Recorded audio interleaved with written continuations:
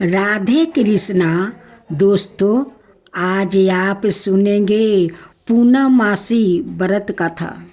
पूर्णिमा व्रत कथा द्वार पर योग में एक समय की बात है कि दशोदा जी ने कृष्णा से कहा, हे कृष्णा, तुम सारे संसार के उत्पन्न करता, पोषण और उसके संहार करता हो।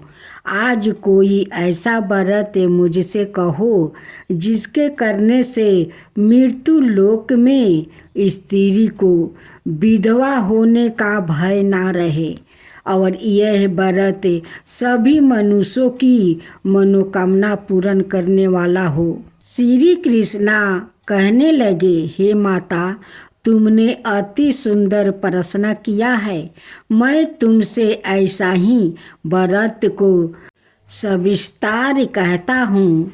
सौभाग्य की प्राप्ति के लिए स्त्रियों को द्वात्रित सत्य अर्थात 32 पूर्णिमाओं का व्रत करना चाहिए। इस व्रत को करने से स्त्रियों को सौभाग्य संपत्ति मिलती है। यह व्रत अचल सौभाग्य को देने वाला और भगवान शंकर के प्रति मनुष्यों मात्रा की भक्ति को बढ़ाने वाला है। दशोदा जी कहने लगी, हे कृष्णा, सर्वप्रथम इस व्रत को मृत्यु लोक में किसने किया था, इसके विषय में विस्तार पूर्वक मुझसे कहो। श्री कृष्णा जी कहने लगे कि इस भूंड मंडल पर एक अत्यंत प्रसिद्ध राजा चंद्रहास से पालित अनेक प्रकार के रत्नों से परिपूर्ण कार्तिक नाम की एक नगरी थी। वहाँ धनेश्वर नाम का एक ब्राह्मण था और उसकी स्त्री अति सुशीली रूपवती थी। दोनों ही उस नगरी में बड़े प्रेम से साथ रहते थे। घर में धन आए आदि की कोई कमी नहीं थी। उनका एक बड़ा दुख था, उनके कोई संतान नहीं थी, जिस वजह से वो बहुत दुखी रहते थे। एक दिन एक बार तपस्वी योगी उस नगरी में आया। वो योगी बाकी सभी घरों से भिक्षा मांग कर भोजन किया करता था, लेकिन उस ब्राह्मण के घर से भिक्षा नहीं मांगा करता था। एक दिन योगी गंगा किनारे भिक्षा मांगकर प्रेम पूर्वक खा रहा था कि धनेश्वर ने योगी को यह सब करते देख लिया। सब कार्य किस प्रकार से देख लिया। अपनी भिक्षा अनादर से दुखी होकर धनेश्वर योगी से बोला, और सभी घरों से भिक्षा लेते हैं, परंतु मेरे घर की भिक्षा कभी नहीं लेते, इसका कारण क्या है? योगी कहने लगा कि आपके धर्म में हमें इस बात की आज्ञा नहीं देता है, क्योंकि अभी आप गृहस्थ जीवन में एक सुख से वंचित है। आपके घर संतान होने पर मैं आपका घर से भी भिक्षा स्वीकार कर लूँगा। उन्होंने कहा कि जिसे संतान नहीं है उसके घर से भिक्षा लेने से मेरे भी पतित हो जाने का भय है। धनेश्वर यह सब बात सुनकर बहुत दुखी हुआ और हाथ जोड़कर योगी के पैरों पर गिर पड़ा। तब दुखी मन से कहने लगा कि आप मुझे संतान प्राप्ति के उपाय बताइए। आप सर्वज्ञ है, मुझ पर अबर से ही यह कृपा कीजिए। धन की मेरे घर में कोई कमी नहीं है, लेकिन मैं संतान ना होने के कारण अत्यंत दुखी हूँ। आप मेरे इस दुख का हरण कीजिए। यह सुनकर योगी कहने लगे, तुम चंडी की आराधना करो। घर पहुंचकर उन्होंने यह सारी बात अपनी पत्नी को बताई और खुद वन में चला गया। वन में पहुंचकर उसने चंडी की आराधना की और उपवास की। चंडी ने 16 दिन उसको सपने में दर्शन दिया और कहा कि हे धनेश्वर, जा, तेरे पुत्रा होगा, लेकिन उसकी आयु सिर्फ 16 बरस होगी। 16 बर की आयु में ही उसकी मृत्यु हो जाएगी। अगर तुम दोनों स्त्री और पुरुष से 32 पूर्णिमाओं को व्रत करोगे तो यह शीघ्र आयु हो जाएगा। जितनी तुम्हारा समर्थ हो उतने आँचे के दिया जलाकर शिव जी का पूजन करना, लेकिन पूर्णमासी 32 ही होनी चाहिए। सुबह होती ही तुम्हें इस स्थान के पास एक आम का पेड़ दिखाई देगा। उस पर चढ़कर एक फल तोड़कर अपने घर चले जाना। अपनी स्त्री का इस बारे में बताना। सुबह स्नान होने के बाद वो स्वच्छ होकर शंकर जी का ध्यान करके उस फल को खा ले। तब शंकर भगवान की कृपा से उसके गर्भ हो जाएगा। जब ब्राह्मण सुबह उठा तो उसे उस स्थान पर आम का पेड़ दिखाई दिया और वो उस फल तोड़ने के लिए चढ़ गया, लेकिन वो पेड़ पर चढ़ नहीं पा रहा था। यह देखकर उसे बड़ी चिंता हुई। उसने भगवान गणेश की उपासना की और कहा, हे दयानिधि, आप भक्तों के विघ्नों का नाश करके उनके मंगल कार्य को करने वाले, दृष्टि का नाश करने वाले, रिद्धि सिद्धि देने वाले, आप मुझे इतना बल दे कि मैं अपनी मनोकामना पूरी कर सकूं। इसके बाद वो पेड़ से फल तोड़कर अपनी पत्नी के पास पहुंचा। उसकी पत्नी ने अपने पति के कहे अनुसार इस फल को खा लिया और वो गर्भवती हो गई। देवी की कृपा से उसे बहुत सुंदर पुत्र पैदा हुआ। उनका नाम उन्होंने देवी दास रखा। माता पिता के हर्ष और शोक के साथ वो बाल बढ़ने लगा। भगवान की कृपा से बालक बहुत ही सुंदर था, सुशील और पढ़ाई लिखाई में भी बहुत ही निपुण था।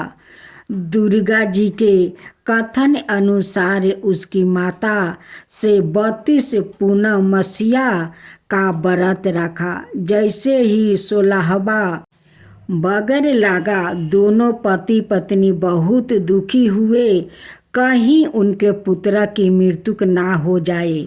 उन्होंने सोचा कि अगर उनके सामने यह सब हुआ तो वो कैसा देख पाएंगे।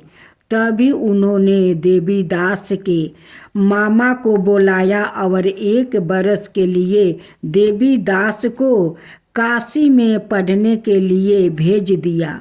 1 बरस के बाद उसे वापस लेकर आ जाना। देवी दास अपने माता के साथ एक घोड़े और सवार होकर चल दिया।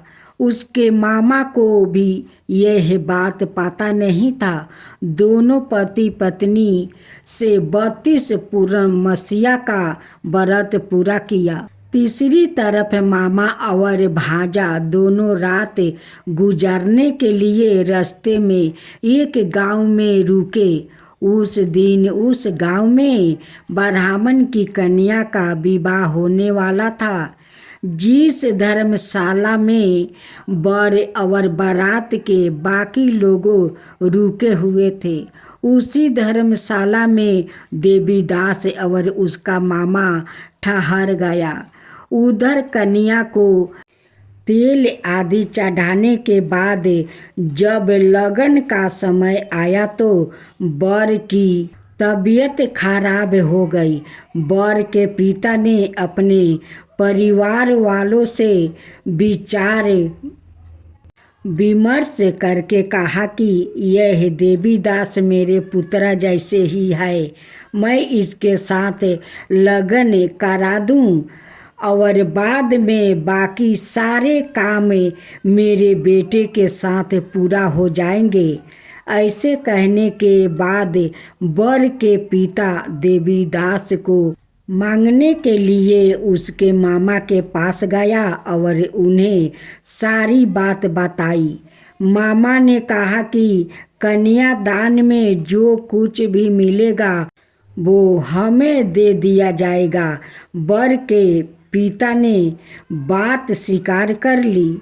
इसके बाद देवीदास का विवाह कन्या के साथ संपन्न हो गया। इसके बाद वो अपनी पत्नी के साथ भोजन ना कर सका और मन में विचार करने लगा कि ना जाने यह किसकी पत्नी होगी। यह सोचकर उसकी आंखों में आंसू आ गया। तब वधू ने पूछा कि क्या बात है, आप उदास क्यों है। तब उसने सारी बात पत्नी को बता दिया। तब कन्या कहने लगी, यह ब्रह्म विवाद विपरीत है। आप ही मेरे पति है, मैं आपकी पत्नी हूँ और रहूँगी, किसी अन्याय की कभी नहीं। तब देवीदास ने कहा, ऐसा मत करिए क्योंकि मेरी आयु बहुत कम है, मेरे बाद आपको क्या होगा। लेकिन उसकी पत्नी नहीं मानी और बोली, स्वामी आप भोजन कीजिए। दोनों रात में सोने के लिए चले गए। सुबह देवीदास ने पत्नी को 4 नागों से जोड़ी एक औंठी दी और एक रुमाल दिया और बोला कि हे प्रिय, इसे लो और संकेत समझकर अस्थिर चिंत हो जाओ। मेरे मरण और जीवन जानने के लिए एक पुष्पा बटिका बना लो, उसमें सुगंधी वाली एक नवमल्लिका लगा लो, उसको प्रतिदिन जल से सींचा करे और आनंद के साथ खेलो कूदो। जिस समय और जिस दिन मेरा मृत्यु होगा उस दिन यह फूल सूख जाएगा। जब यह फिर से हरे हो जाएगा तो जान लेना मैं जीवित हूँ। यह समझकर वो वहाँ से चला गया। इसके बाद जब बर और बाकी बाराती मंडप में आए तो कन्या ने उसे देखकर कहा कि यह मेरा पति नहीं है, मेरे पति वो है जिनके साथ रात में विवाद हुआ है, इसके साथ मेरा विवाह नहीं हुआ है। अगर यह यही है तो यह बताए कि मैंने इसके क्या दिया है। साथ ही कन्यादान के समय को आभूषण मिले उन्हें दिखाया। कन्या की यह सारी बातें सुनकर वो कहने लगा कि मैं यह सब नहीं जानता। इसके बाद सारी बारात भी अपमानित होकर लौट गई। भगवान कृष्णा बोले, हे माता, इस प्रकार देवीदास काशी चला गया। कुछ समय जब बीत गया तो एक सर्प उसको डांसने के लिए वहाँ आया, लेकिन वो उसको काट नहीं पाया क्योंकि उसकी माता ने पहली ही 32 पूर्णिमा का व्रत कर लिया था। इसके बाद खुद काल वहाँ पहुँचा। भगवान की कृपा से तभी वहाँ माता पार्वती और भगवान गणेश आ गए। देवी दास को मूर्छित दशा में देखकर माता पार्वती ने भगवान शिव से प्रार्थना की कि महाराज, इस बालक की माता ने पहले ही 32 पूर्णिमा के व्रत कर लिया है, आप इसको प्राण दे। भगवान शिव ने माता पार्वती के कहने पर उसे प्राण दान दे दिया। उधर उसकी पत्नी उसके काल की प्रतीक्षा कर रही थी। उसकी पत्नी ने जाकर देखा कि पुष्पा और पात्रा दोनों ही नहीं है, तो उसको बहुत आश्चर्य हुआ। और जब उसने देखा कि पुष्पा वाटिका फिर से हरी हो गई है, तो वो समझ गई कि उसका पति जीवित हो गया है। इसके बाद वो बहुत ही प्रसन्न होकर अपने पिता से कहने लगी कि मेरे पति जीवित है, उनको ढूंढिए। जब 16वां बरस व्यतीत हो गया तो देवी दास भी अपने मामा के साथ काशी से चल दिया। इधर उसकी पत्नी के परिवार वाले उन्हें ढूंढने के लिए जा रहे थे कि उन्होंने देखा कि देवी दास और उसका मामा उधर ही आ रहे थे। उसको देखकर उनके ससुराल बहुत प्रसन्न हुआ और उसे अपने घर ले आया। वहाँ सारा बगर इकट्ठा हो गया और कन्या ने भी उसे पहचान लिया। देवी दास ने उसके बाद अपनी पत्नी और मामा को लेकर वहाँ से चल दिया। उसके ससुराल ने भी उसे बहुत धन दहेज दिया। जब वो अपने घर की तरफ चल रहा था तो उसके माता पिता को लोग ने खबर कर दी, तुम्हारा पुत्र देवीदास अपनी पत्नी और मामा के साथ आ रहा है। ऐसा समाचार सुनकर पहले तो उन्हें विश्वास नहीं हुआ, लेकिन जब देवीदास आया और उसने अपने माता पिता के पैर छुआ तो देवीदास के माता पिता ने उनका माथ चूमा और दोनों को अपने सीने से लगा लिया। दोनों के आने की खुशी में धनेश्वर ने बहुत दान दक्षिणा ब्राह्मणों को दिया। श्री कृष्णा जी कहने लगे कि इस तरह धनेश्वर को 32 पूर्णिमा को व्रत के प्रभाव से संतान प्राप्ति हुई। जो स्त्री इस व्रत को करती है वो जन्म जन्मांतर तक विधवा का दुख नहीं भोगती और सदाए सौभाग्यवती रहती है। यह मेरा वचन है। यह व्रत संतान देने वाला और सभी मनोकामनाओं को पूर्ण करने वाला है।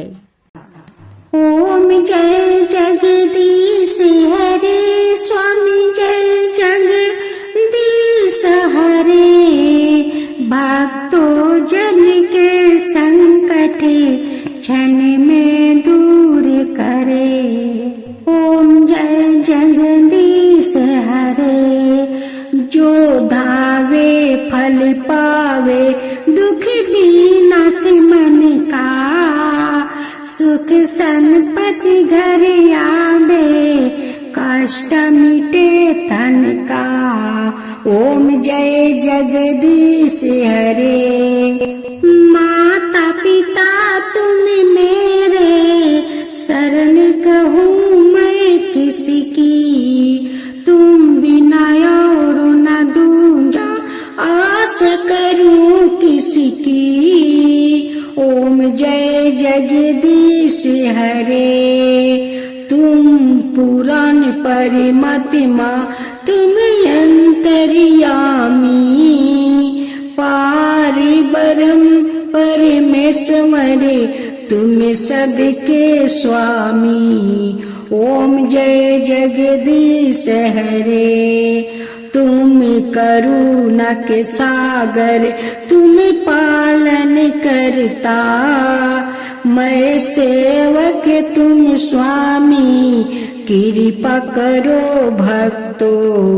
ओम जय जगदीश हरे। तुम हो ये काया गोचर, सबके प्राणपति, किसी विधि मिलु दयामा, तुमको मैं कुमिति। ओम जय जगदीश हरे।